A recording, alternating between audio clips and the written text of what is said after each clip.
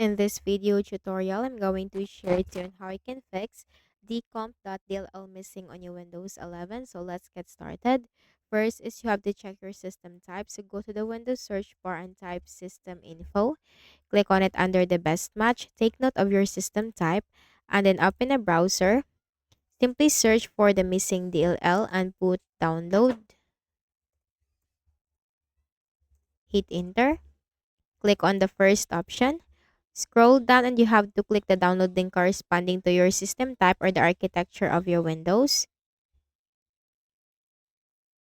Wait for this to be downloaded.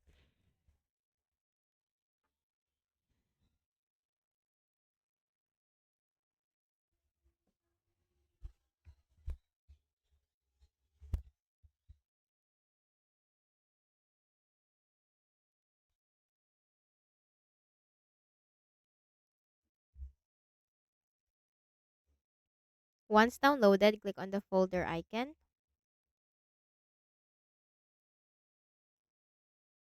Then right click on the folder, select extract all.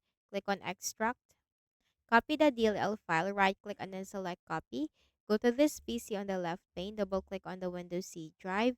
Scroll down to the Windows folder, double click.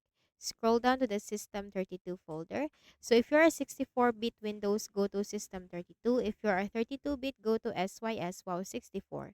Right click and then select paste. Click on replace the file in the destination.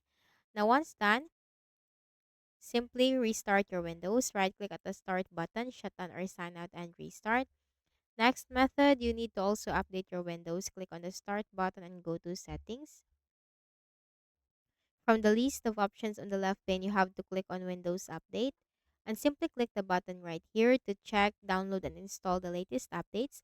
That comes with the necessary files that your machine needs to simply update your Windows. And then just try again.